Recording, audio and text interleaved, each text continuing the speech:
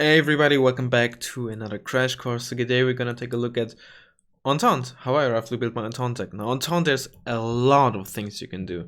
Of course everyone knows Entente is incredibly strong, one of the strongest decks, period. But there's a lot of ways you can build it, so let's try to keep it short. Logistics is already the first thing. You have a choice of running 2 or 3 cards. If you run 2 cards for 1 versus 1s, you will need a Jeep CV. I think 2 cards of infantry. What you can, I guess, do is run 2 cards of these types of stuff, so you get 8 CVs. But I like to have at least 1 card of infantry CV. For the sake of this video, I'm gonna do what I have currently, which is 2 infantry CVs and a tank CV. 9 CVs in total, just enough, more or less. Many people prefer like infantry CV and Jeep CV. You can run it, but in 1 versus 1s, of course, be careful that they are easily killed. But by far the fastest Jeep CV, so at least it has the mobility. In team games, of course, you can very easily get away with just infantry and tank CV, for example. As always, then supply truck. Keep in mind, if you like the 41 supply trucks, the Yugoslav one gets 1 more per card than any other one. You should never fix that.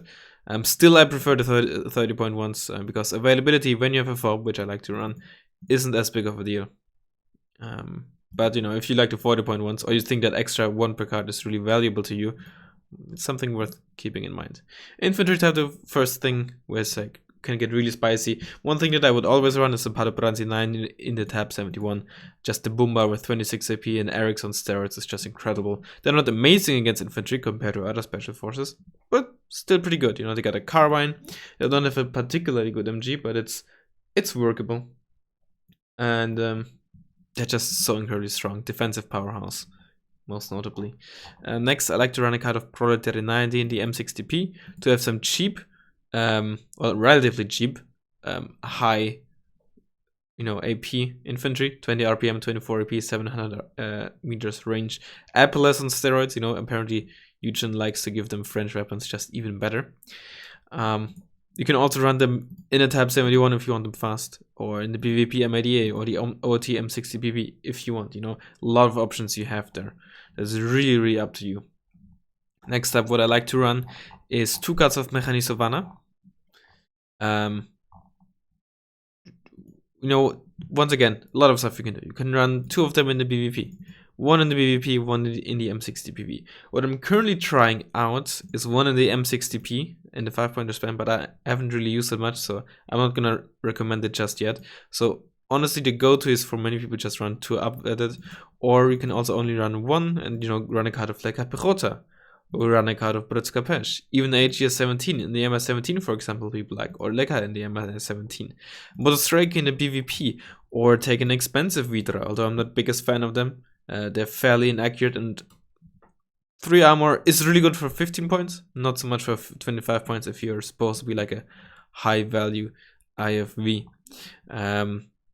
ADGM wise, I very much prefer the Druk in the 5-pointer. It's just incredible value for this price. They're consistent, they have good enough range, good enough AP, and still very, very affordable. Honestly, quite possibly, outside of the spikes, one of the best ADGM teams, in my opinion. Might be a bit spicy, a bit of a hot take, but they're just so incredibly strong. You can also run Visat Kari, like Upwetted, for example. I did it for a while. If you want like town grinding infantry on wheels, you can run Proletary instead of Mechanisovana, so the infantry that comes with the IFVs is still very strong against infantry, because Mechanisovana have the MG3, but only an SMG, so the anti-infantry power is good, but not top tier.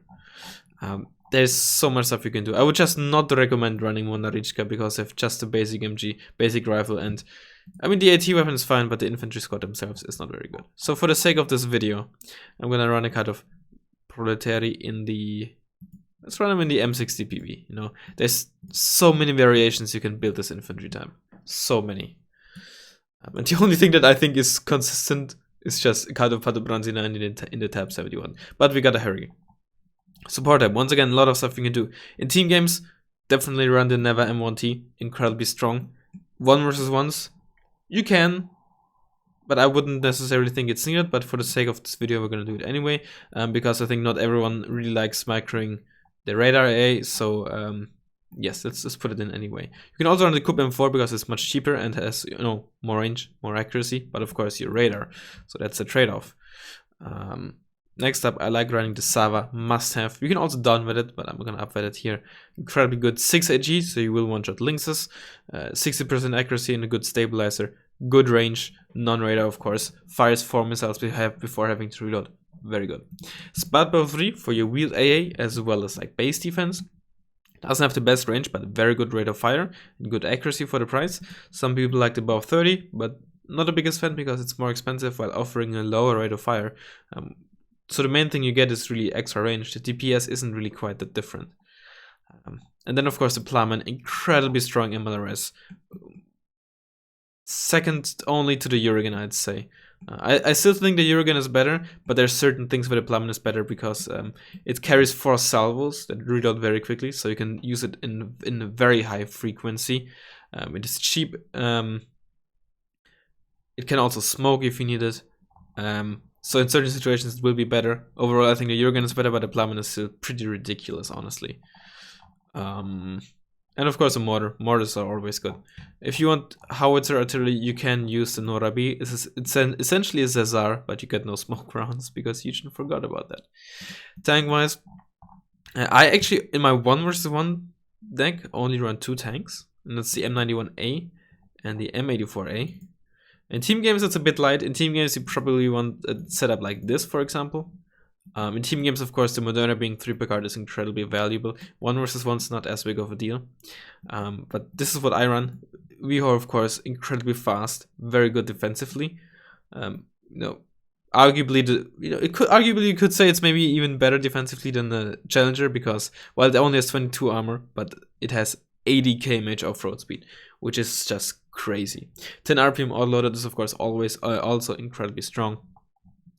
And I don't use the base Vihor, not in 1 versus 1s. It's good, but you're up against so many peace shrines and 26 AP missiles, which 18 armor just gets double tapped. That I'm in that scenario just not the biggest fan of them. It's still good. Don't get me wrong, right? And you don't, these thresholds sometimes I might exaggerate how much they mean. Or you might think I exaggerate how much they mean, because very often your tank is damaged, and then, having 19 armor doesn't matter anyway, because you're 9 HP and you get double tapped anyway. But it's too deep for this video anyway. Igman can be a good cheap tank if you want, 55 points, medium optics, good accuracy and range. Just don't use it too close range, because it has only 11 armor, but not too bad of a tank. But this is what I use in my 1 versus 1. Of course, as you may have realized, it's because of the M84AN. But before we go to that, Hera, of course, the best cheap recon healer in the game. Do not underestimate the double browning that it has against other helicopters and light, ground stuff. Rocket pods are nice. It's incredibly fast. It's small. It's so versatile. Then of course the 84AN to kind of bridge, give me a more tank power. Especially in 1 versus 1s. In the early game, I basically only rely on these tanks. I only really buy 84 AAs once I'm out of 84 ANs, because that stealth gives them so much more survivability. I didn't mention it, but I hope I don't have to mention just how strong the 84 AA is. Just bridges the gap between medium and heavy tank, because it can still very much go up against heavy tanks above its weight. And then around 3 cards of recon infantry, 2 cards of Special yet not G90 in the OT64C. Ground based, because I actually use them very offensively as fast infantry, because most of my stuff is tracked outside of my Padvuranzi, so that once I'm out of them, I still have infantry on wheels that can very much fight on its own. And then a card of MS-17s with the Bruskunmitsi, because this is really mainly for the MS-17. Bruskunmitsi are a nice bonus, so I just have a card of them because they're just so strong, and with the FOB I of course want to make use of it. Vehicle type, there's 2 things worth considering: Polo and Pram. I like the Pram. Good, versatile, long range fire support.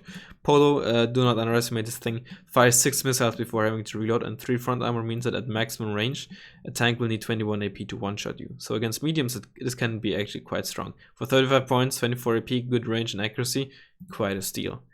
Helicopters, I only run the Mi-35. You can also run the S-24 or the Gamma 2. Do not estimate the Gamma 2. Just keep in mind the Igla are more of a nice bonus than a proper anti-helicopter thing. You could also run this if you have no MI17, but the MI17 is honestly just better. Lots of strong lanes. ASF wise, there's honestly 3 main options: L19, L18, and honestly the MiG-23ML. Though if you run only one ASF, I would not only rely on this. These days I like to run the L19 in 1 versus 1s as well. Team games, most definitely. It's more survivable, and just 65% base accuracy on the medium range missiles means that coming quote unquote only on hardened isn't as big of a deal. So of course, you know, 40% ECM compared to the 30 on the L18. Yeah, but of course you pay more. But if you want it to be more affordable, the L18 is still a very capable ASF for 1 versus 1s. ATGM wise, of course, the Galeb, second to none. It's like so affordable, fast, survivable, and consistent. It's like a Keihu on steroids. It's crazy. The only downside is its slow time over target, but there could be worse things. You can also run the Orautu, or additionally run the Orautu, which is kind of like sort of like a piece run on steroids. You have a bit less base accuracy and range, but you of course come on elite, 2 per card. And the rocket pods can be really nice if you want to snipe AA. Then the rocket pods will essentially guarantee you a kill in case you still miss with the ADGMs. You're still fast, 30% ECM. Still very, very good. And if you sideshot tanks, you know, the rocket pods will actually do damage. But we've only placed for 4 cars here, so I'm gonna run a bomber next. It's a MiG-29. You can also run the L15M. And the L15M on paper is incredibly strong, but it actually has one problem with its survivability. The clusters and HE bombs don't get dropped at the same time, but after one another.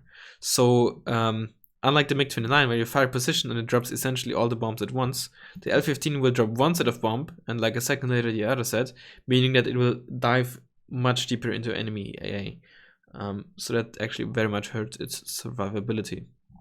Then as my 4th card, the L-17K as your all-around helo hunter, and if necessary backup ASF, just because my mobile anti-helicopter force is not very good. The BOW 3 is really the only thing, and having access to no strong anti-air helicopter like a DAB or a Tiger or a Ninja, you really need something like this. And this is Entente. Like I said, there's a lot of stuff you can do, especially in team games. You want to go a lot heavier into tanks, but yeah, easily one of the strongest decks in the game. Mainly doing this for consistency's sake, so that I actually did all the coalitions, but I think most people roughly know how to build this deck. If not, I hope you still found it interesting and useful. And yeah, I'll hopefully see you next time. See ya!